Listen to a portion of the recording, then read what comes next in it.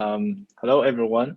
Today I'm going to talk about stochastic dual dynamic programming algorithm for multi-stage stochastic mixed integer nonlinear optimization. And this is a joint work with my advisor, Dr. Andy Sun. So let's begin with the illustration of the algorithm. So what kind of problem are we looking at? So in many applications, the stochastic program has a stage-wise independence structure where the scenarios suggested by the nodes here are grouped together by stages, and the transitional probability suggested indicated by the gray lines here are independent of the scenarios you're in the precedent stage, and also independent of the decision you make. So the dual dynamic programming algorithm exploits this fact by solving inductively in the forward step each stage problem and get a solution, and then proceed to the next stage. And until you reach the last stage, you start to use the data here in the last stage to update the approximation in the preceding stage, and do this repeatedly until you go back to the first stage. And so this is called forward step and backward step. It is well understood that if the problem is convex, then such algorithm will converge asymptotically. But naturally, we have two questions. So if the problem is not convex, especially you have mixed integer structure in it, does such algorithm still converge? And when it converges, can we bound its complexity instead of just saying it converges asymptotically? Can we bound its complexity, especially in the number of stages t? So here is an overview of our main results of our paper. So we first generalized the SDDP algorithm this type of algorithm to general mixed integer or non-convex multi-stage problems by utilizing two tools, which is known as regularization and generalized conjugacy. Thanks to Chen Rui, we have already seen conjugacy, convex conjugacy in the first talk today, and we're going to see some generalized version of that in my talk. And then we'll propose a unified framework for the iteration complexity analysis for both convex and non-convex problems. In particular, given the subproblem oracles, we prove that actually the complexity grows linearly with respect to the number of stages if we allow the optimality gap to grow linearly as well. And we also derive some lower bounds to show that the obtained complexity bound is rather sharp. So let's begin with the formulation. So consider a finite scenario tree where on each node we define the subproblem. We have the state variable x and internal variable y, and we have the local cost function, which is allowed to take infinity as its value to model the constraints locally. And we also have a local decision set, which is assumed to be compact, and we have the probability. So this is the extensive formulation of the multi-stage stochastic program. But by introducing the expected cost to go and value functions, we can also write it recursively by using this Bellman equation. And we denote the state space as xn, and we also have the conditional probability. When the problem is mixed integer and non-convex in general, then the problem is that these value function and expected cost to go function are not convex in general. And in fact, they can fail to be continuous at all. So the question is that how do we approximate these functions in order to go with the forward-backward step iterations? So the tool we're using here is called generalized conjugacy. You can see that in Professor Rockefeller's variation analysis book. Just give a short introduction. So given any function q and an auxiliary function phi, we can define the phi conjugate instead of just the convex conjugate by replacing the linear term here with the phi. And we can similarly define this phi pi conjugate. And if we fix the dual parameter u here and solve for the primal optimal solution x, then it follows just by the definition that this inequality here is indeed valid for all of the x in the state space.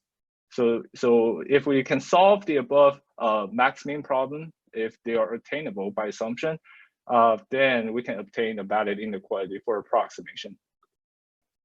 And we will also show that under some mild assumptions, these obtained inequalities are in fact very tight. So let C denote a penalty function.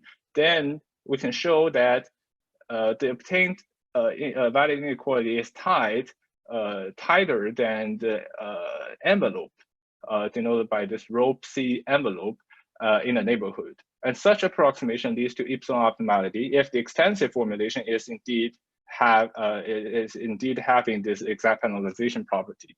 Let's see some illustration. Suppose the solid line here plots the original function qx, and we want to approximate this function at the current point. If we were just using the convex conjugate or the linear cuts, then you can see there is a gap here, and it's not easily closed. It cannot be closed easily because the original function is non-convex.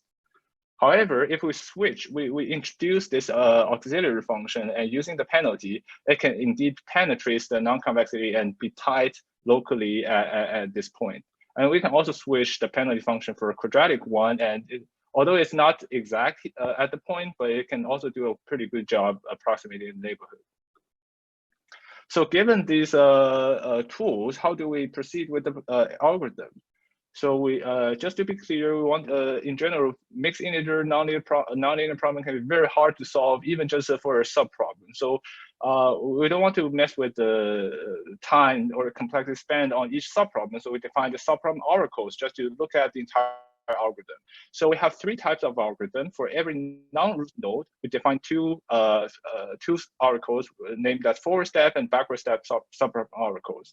So as we have seen in the first slide, the forward step subproblem oracle solves for a solution, and backward step oracle solves for a cut that is used to update the precedence stages approximation.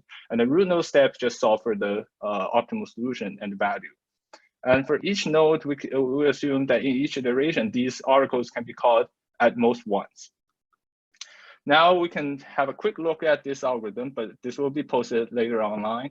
And so in each iteration, we first solve the forward step iteratively from the first stage to the last stage and solving for the optimal solution. And then we use the backward step to update the approximations. And then we check the root node. If it's optimal, then we stop. Otherwise, we just continue this loop. Now, how do we bound the iteration complexity? So here's one of the theorems in our paper. So given any approximation gap vector delta and balls that covers the state space, we can have the iteration complexity of the algorithm is upper bounded by the sum of these ratios, where in each fraction, the enumerator is the Lipschitz constant multiplied by the diameter of the balls and divided by this approximation quality vector. So this seems a little bit complicated at first, but we can specialize it to have some nicer form. So suppose you just use one ball to cover the entire state space. Then we can see that to get an epsilon optimal solution, we need at most big O of t minus 1 to the power of d plus 1 iterations.